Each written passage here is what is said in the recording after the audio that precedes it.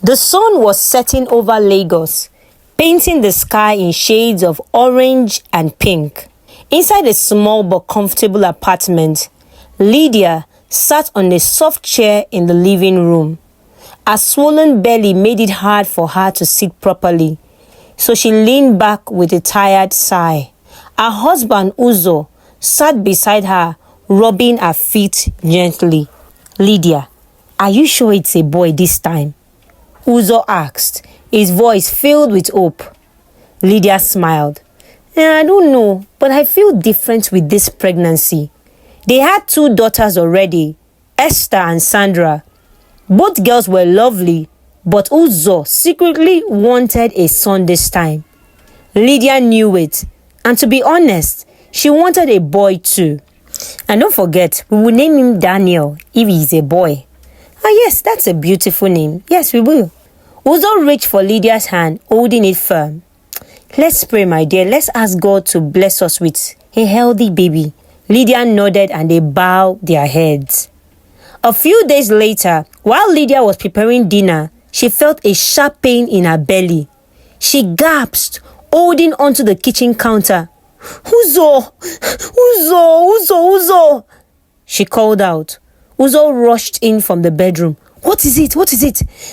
I think it's time. It's time," Lydia whispered, breathing heavily. Without wasting time, Uzo grabbed the hospital bag and called a taxi. Esther and Sandra watched in confusion as their mother was helped into the car. "Where is mommy going?" Sandra, the younger one, asked. "She is going to bring our baby brother," Esther said excitedly. At the hospital, after hours of pain and struggle, Daniel was born. "It's a boy!" the nurse announced. Lydia, exhausted but happy, smiled weakly. When Uzo saw his son, he couldn't stop smiling. He held the tiny baby in his arms, staring at his soft, wrinkled face. "Finally," Uzo said, his voice thick with emotion, "our son." Back at home, Esther and Sandra were overjoyed. They took turns watching over baby Daniel, making sure their mother didn't stress too much. They loved their brother, carrying him around the house and playing with him. Everything seemed perfect. 3 years later, Daniel was now a playful little boy. His laughter filled the house, and his sisters loved playing with him. On the evening of his 3rd birthday, all the guests had left. Daniel and his sisters were playing hide and seek inside the house. "You can't catch me," Esther teased, running past him. Daniel giggled and ran after her, his tiny legs moving as fast as they could. But as he turned a corner, his foot got caught on the edge of the rug. He tripped. There was a loud thud as the small body hit the floor. "Ah!" Daniel screamed. His cry was so sharp and painful that his parents rushed in from the kitchen. "What happened? What happened?" Uzo asked in a panic. Esther and Sandra stood frozen, their faces pale with fear. I didn't do anything. He just fell," Esther stammered. Daniel was still crying, his little hands clutching his arm. Uzo bent down to check, but there was no blood, no bruises. "Lydia, bring my keys," Uzo said quickly. "Esther, why weren't you careful? I left your brother in your care, and this is what happens after his birthday. What is it?" Lydia scolded as she hurried to get Daniel ready. "Mommy, I didn't do anything," Esther said, almost in tears. But there was no time to argue. They had to get Daniel to the hospital. The doctor checked Daniel's arm, pressing it gently. "Does this hurt?" he asked. Yes, yes," Daniel sobbed, his face red from crying. The doctor sighed. "We need to do an X-ray now." After some time, the results came out. The doctor's face was serious as he looked at Uzo and Lydia. "Your son has a broken arm," he said. Lydia's hands flew to her chest. "What? But he had only... It was just a small fall." "Yes," the doctor nodded, "but that's the problem. A small fall like this shouldn't cause a broken bone. Uzo frowned. Doctor, what are you saying? The doctor took a deep breath. Your son has osteogenesis imperfecta, OI. It's also called brittle bone disease. It means his bones are very weak and can break easily. Lydia's heart started beating fast. But none of us have this. How can our son have it? Well, most times, OI is inherited. You know, I've been your doctor for years and I know your medical record. None of you have it. But in some rare cases, it happens because of a mutation in the genes. That means it just happened by chance. Your son is one of those rare cases. Uzo sat down, rubbing his face. Doctor, what does this mean for Daniel? The doctor looked at them carefully. It means you have to be very careful with him. No rough play. No sports. You have to protect him from falls and injuries. Lydia swallowed hard. So, doctor, you mean he can never play like other children? The doctor sighed. I won't say never, but he has to be extra careful. Any small accident can cause a big injury. Uzo and Lydia looked at each other. This was not the life they had imagined for their son. As they drove home that night, Lydia kept looking at Daniel, who had fallen asleep in the back seat. His small arm was now in a cast. Tears rolled down her cheeks. From that day on, Daniel's life changed forever. The Maxwell family's house was quiet, except for the sound of Lydia and Uzo moving things around in Daniel's room. Uzo carried a big box while Lydia placed Daniel's toys on the bed, looking at each one carefully. Please, Uzo, remove that one, Lydia said, pointing at a small toy car with sharp edges. Uzo sighed. Lydia, are you sure all these things are dangerous? Uzo, we have to be careful. Daniel's bones are weak. We can't play like other children. You know this. Please now. One by one, they removed anything that looked hard or sharp. They replaced them with soft toys, teddy bears, stuffed animals, and even a Mickey Mouse. When Daniel walked into his room, his eyes widened. Mom? Dad? Where are my toys? Lydia bent down to his level and touched his cheek. We got you new ones, my love. Daniel looked around. He picked up the Mickey Mouse and squeezed it. But I want the car. Where is my car and my robot? They are all gone, my son. You see, the doctors said you cannot play like other kids and that your bone is really soft. We don't want you to get hurt.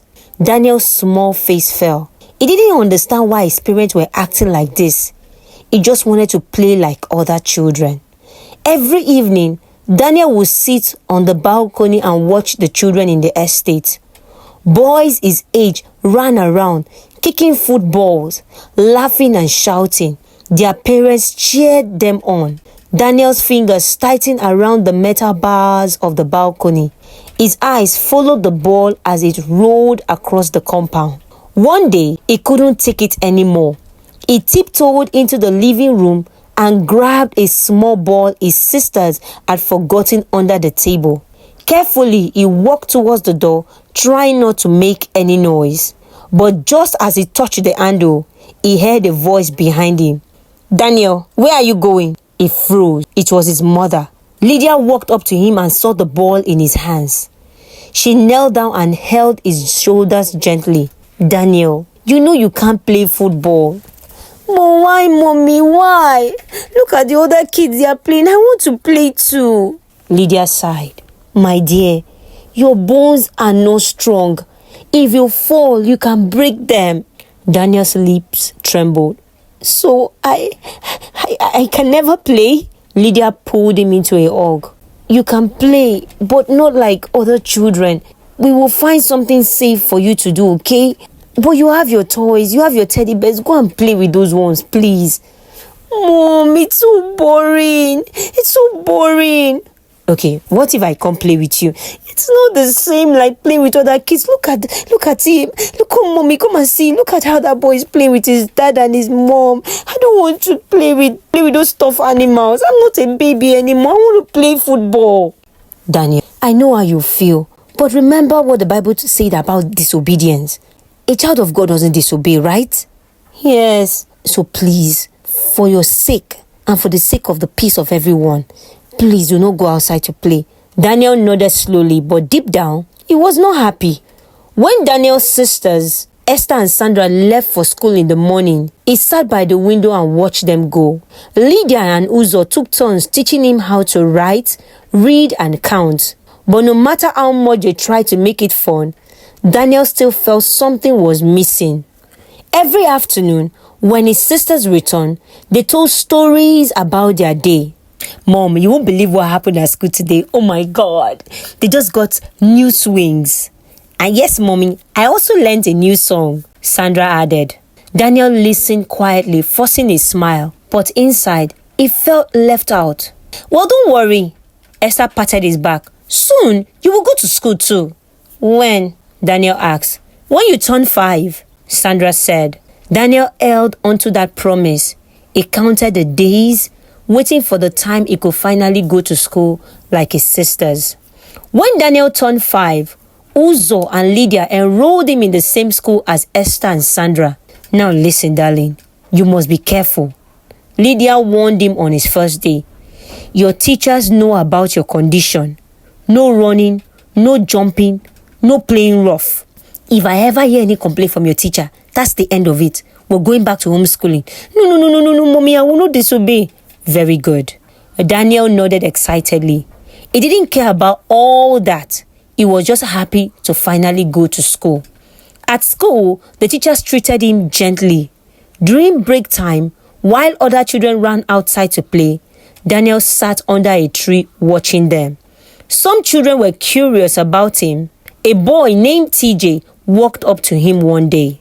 Hi, Daniel. Hi. Why don't you play? Daniel looked down. Well, I can't. Is it because your mommy told you not to play with anybody?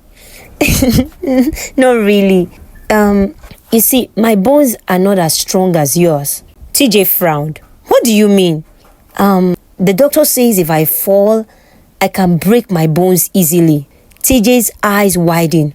Wow, that's strange. I've never heard anything like that before. Still, TJ didn't mind. He became Daniel's friend, and sometimes they played simple games together like drawing on the sand or making paper planes. But everything changed when TJ told his mother about Daniel. One evening, when TJ got home, he ran to his mother, Carol. Mommy. Oh, I didn't tell you I have a new friend. No, you didn't. Okay. His name is Daniel. Daniel? Yes. He's very smart. But he told me that the doctor said that he has really fragile bones. Something called OI. OI? Yes. He told me that if he falls, they can break. Carol's smile disappeared. Oh my God, TJ. Please, I beg you in God's name. You must never go near that boy anymore. Why? Okay, listen to me. Listen. You see, if you don't stay away from him, you can get the same disease as that boy. What's his name again? Daniel. Yes, you can catch his sickness. Carol said, shaking her head. Stay away from him. Did you hear me? TJ swallowed. His mom has never lied to him before, so he believed her. The next day, when Daniel waved at TJ in school, TJ looked away. TJ, what's wrong? Daniel asked confused. TJ didn't answer. He moved to another seat away from Daniel. Soon, the other children noticed. Why don't you play with Daniel again? One boy asked. My mommy said he has a disease. If we play with him, we can catch it too. TJ whispered loudly. The news spread fast. One by one, the children started avoiding Daniel. Some even moved their chairs away from him. Daniel sat alone, staring at his arms. He didn't understand. Yesterday he had a friend. Today he had no one. Daniel sat quietly in class, his eyes on his book. He didn't bother looking up because he knew what would happen if he did. The other kids were staring at him, whispering and giggling. It had been like this for weeks. Ever since TJ told everyone what his mother said, no one wanted to sit near him. No one wanted to play with him. Sometimes when the teacher wasn't looking, the kids would drop small notes on his desk. "Stay away from us. Don't touch me." Daniel would crumble the notes in his hands, pretending not to care, but deep inside, it hurt. One afternoon, Miss Joy stood at the front of the class explaining a lesson. "Okay, kids, some sicknesses can spread from one person to another," she said. "These are called communicable diseases." The class listened quietly. "Malaria, flu, and chickenpox are examples," Miss Joy continued. Then she asked, "Does anyone have a question?" Titi, the meanest girl in class, raised her hand. "Yes, Titi, go ahead." Titi smirked and glanced at Daniel. "Miss, why can't all diseases be removed?" she asked sweetly, "especially the one in our class." The whole class gasped. They knew who she was talking about. Daniel's heart pounded. His fingers tightened around his pencil. Miss Joy's eyes darkened. She took a deep breath, then spoke in a calm but firm voice. "Titi, listen to me very well. People who refuse to be kind to others because they are sick may get that same disease even faster or worse." Titi's face went pale. The class became silent. From that day, no one bullied Daniel again. Even though they didn't become his friends, they left him alone. One evening, as Lydia drove Daniel to school, she smiled at him through the rear view mirror. "Hey baby, I signed you up for music class," she announced. Daniel frowned. "Music?" "Yes," Lydia said. "You will learn how to play instrument. It will be fun. Remember, you're a child of the King of Kings and you can do anything." Daniel shook his head. "But I don't want music, Mom. I want sports." "No sports. No. It's too dangerous." "But Mom, no but. Music is good for you. It's safe." Daniel sighed and looked at the window. He already knew that arguing wouldn't change anything. Weeks later, the school organized a small recital for the music students. Parents and students filled the hall, clapping and cheering as each child performed. Daniel stood backstage holding a violin. His hands were sweaty. His heart was beating fast. When it was his turn, he stepped onto the stage. He lifted the violin to his chin and took a deep breath. Then he played. A horrible sound filled the hall. Some children covered their ears. Others giggled. Daniel's fingers shook. The more he tried to play, the worse it got. Then someone in the audience laughed out loud. Daniel felt his face burn. Without thinking, he dropped the violin and ran off the stage. Lydia and Uzo found him outside, sitting on a bench, his head down. Lydia sat beside him and rubbed his back. "It's okay, Daniel," she said gently. Uzo sighed. Maybe music is not for you, okay?" Daniel looked up at them. "I don't like music, Daddy, I told you." Lydia and Uzo exchanged glances. That night, they made a decision. "Okay, no more music class," Uzo said. "Let's just try something else." The next week, Daniel joined an art class. He painted and drew pictures. He didn't love it, but he was good at it. His teacher praised him. His classmates admired his work, but still, something was missing. One evening, Daniel sat with his family in the living room watching the Olympic Games on TV. The runners lined up on the track, the gun went off, and they took off like the wind. Daniel's eyes shone. He turned to his parents. "Can I be part of the running team at school?" Lydia and Uzo froze. "No, Daniel, it's too dangerous," Uzo said quickly. But I can do it," Daniel argued. If we talk to the teachers, they can help me, Dad." Lydia frowned. "Daniel, if you fall..." "But Mom, what if I don't fall?" Daniel cut in. "Please just ask." His parents sighed. It was a tough decision. The next day, Lydia and Uzo spoke to the sports teacher. Please, can he try out?" Uzo asked. The teacher nodded. "If he does well, we'll find a way to keep him safe." Daniel was overjoyed. On the day of the tryout, he stood on the track with the other kids. "On your marks, Daniel took a deep breath. Get set. His heart pounded. Go! He ran as fast as his leg could carry him. The wind rushed past his face. His feet pounded the ground. When he crossed the finish line, he turned back and gasped. He had done better than the other kids. The sport teacher smiled. You did well, Daniel. Daniel grinned. For the first time, he felt really proud of himself. Daniel became one of the most popular kids in school. Everywhere he went, children called his name. Daniel the fast runner. Hey Daniel, when is your next race? For the first time in his life, it felt like he truly belonged. One afternoon, the sport teacher called Daniel to his office. Daniel, please sit down. We want you to represent our school in a big race. Daniel's eyes widened. Me? Yes, it's a long race, but one that kids your age can run, the teacher explained. Daniel felt his heart beat fast. He was excited, but also a little nervous. That evening at home, his parents sat him down. Daniel, are you sure about this? What if the other kids from the other school are not kind? Uzo nodded. They may not know how to be careful like your classmates. Daniel lowered his eyes. He wanted to run, but his parents' worry made him think. But Mom, remember what you told me about Daniel in the Bible? How he was thrown into the lion's den and God saved him. And what about David? You told me how David was made to face the giant, but yet he overcame. Don't you even believe the scriptures anymore? All the stories you told me about God, aren't they real? Okay, we will speak to your teachers, okay? The next day, his teacher spoke to his parents again.